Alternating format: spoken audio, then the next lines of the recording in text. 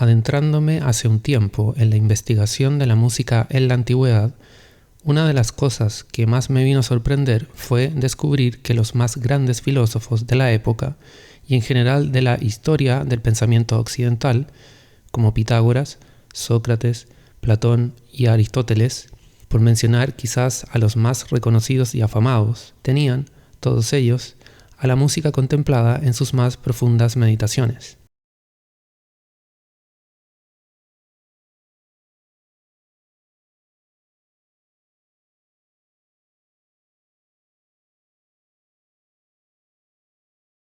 El significado de la música en aquellos tiempos era algo complejo y extenso de definir. En principio, el solo concepto de música, expresado más bien bajo el término musique, arte de las musas, implicaba una serie de actividades, entre las que se incluían a la poesía, la danza y la música misma, por lo cual no era solamente el arte de los sonidos, tal como lo entendemos al día de hoy y desde los tiempos modernos. Y esto sin mencionar siquiera sobre la trascendental visión pitagórica expresada en la famosa teoría de la música de las esferas celestes, teoría que terminará influyendo decisivamente en el pensamiento teórico musical. Antes de continuar, quisiera mencionar que cada vez que me refiera a la expresión los griegos, lo estaré haciendo en términos generales, ya que es claro que existieron también corrientes filosóficas contrarias a las que terminaron ejerciendo mayor influencia en la historia, por ejemplo, las pertenecientes a la escuela epicúrea. La concepción musical de los griegos en la antigüedad denotaba también ciertos tintes de connotación religiosa, por su alto contenido moralista y metafísico, y se pensaba que podía tener una fuerte influencia en la educación para la construcción de una mejor sociedad. Así como la gimnasia se pensaba que era medicina para el cuerpo, la música, por su parte, lo era para el alma. Toda esta amplia concepción musical que identifica al pensamiento griego en la antigüedad llevaba inmerso además un fascinante concepto que me parece muy interesante de analizar y revisar sus implicancias en la actualidad. Es el llamado ethos. Según el diccionario Manual Griego-Español de Pavón de Urbina, ethos significa costumbre, hábito, manera de ser, pensar o sentir, carácter, temperamento, moral y moralidad. Por otra parte, Wikipedia menciona que ethos es la raíz del término ética, de ahí la similitud fonética entre una palabra y otra. Para los griegos, la música estaba provista de ethos, ya que tenía la capacidad de imitar o provocar determinadas conductas en las personas.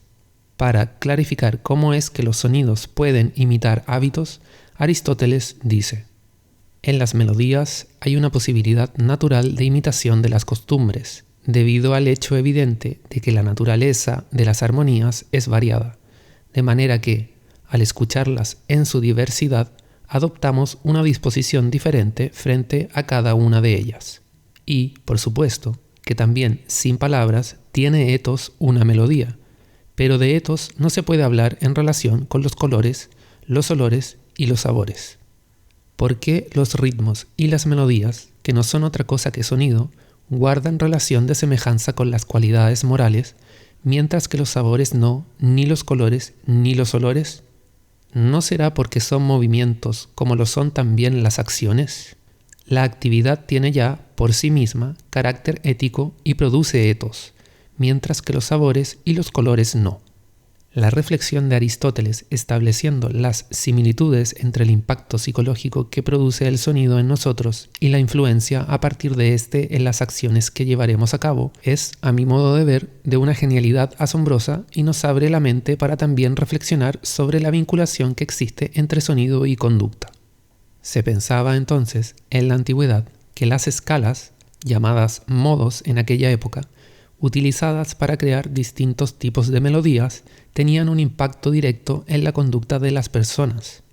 Por esto había mucha preocupación, especialmente en Platón, sobre la influencia que podía generar la música en la conformación de una sociedad que tuviera a la virtud como el gran ideal a seguir.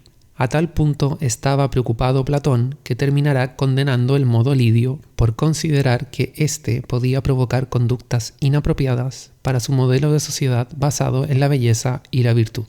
¿Qué tanta razón habrán tenido los griegos en la antigüedad para semejante creencia respecto de que la música generaba ethos en las personas? ¿Era esta acaso una cuestión muy descabellada de pensar? Si nos vamos unos siglos más adelante en la historia, puntualmente a la Edad Media, en que la Iglesia Católica tenía enorme influencia en el desarrollo de la sociedad y también en el de la música, es interesante recordar aquel emblemático caso del Diabolus in Musica, que se iniciara con el monje y teórico de la música italiano Guido de Arezzo, al decidir prohibir el intervalo de quinta disminuida en el contexto de la música sacra, por considerarlo un intervalo de sonido siniestro, idea que termina conceptualizándose a la postre en el Diabolus in Musica.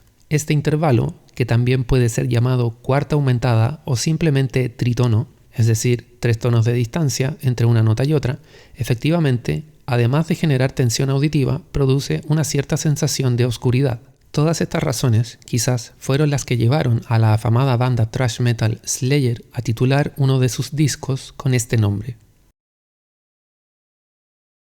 Ahora bien, ¿cómo se expresa todo esto en la actualidad? ¿Sigue vigente esta antigua teoría del ethos en la música? ¿Acaso hoy, cuando escuchamos un determinado tipo de música, no quedamos muchas veces predispuestos a tomar algún tipo de acción específica? Por ejemplo, al escuchar metal, ¿no se despierta en nosotros una actitud algo efusiva al balancear nuestras cabezas al son de un poderoso riff o patrón rítmico? ¿No nos predispone acaso a una actitud contemplativa y serena escuchar un canto gregoriano, aún sin entender lo que su texto dice? Cuando escuchamos alguna composición ambiental de Steve Roach o Vangelis, ¿no entramos en una actitud del tipo introspectiva?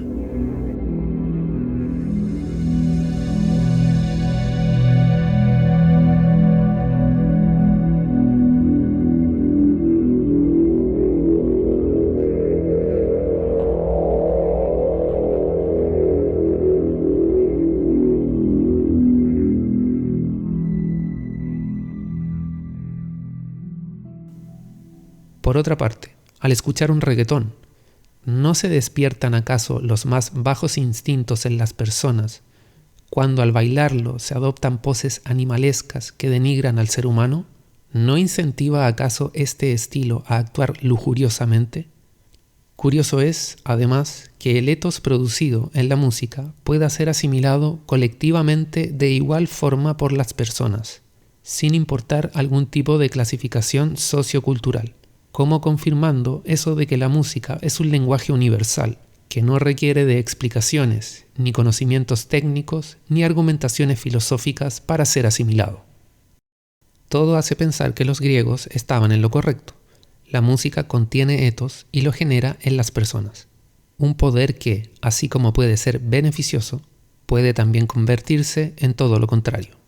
Por eso sentían la necesidad de crear leyes que regularan la música.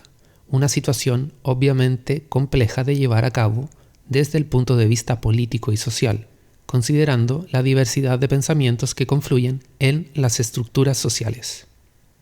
En conclusión, si la teoría de los antiguos griegos es cierta, cabe preguntarse al menos qué clase de sociedad estamos construyendo cuando aceptamos que se instale una música masiva contenedora de un ethos perjudicial para el desarrollo humano.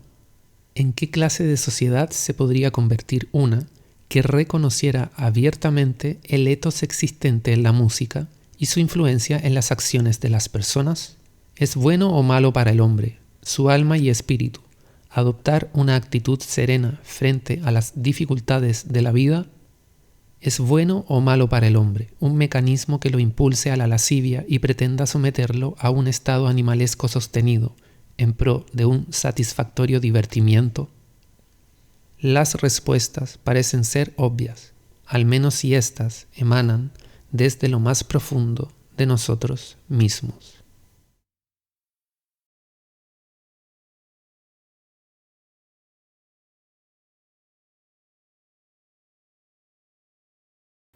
Si este video te interesó, te invito a darle like y compartirlo en tus redes. Y para que estemos en contacto y puedas enterarte de futuras publicaciones, te invito a suscribirte a mi canal. Yo estaré muy agradecido. Nos vemos.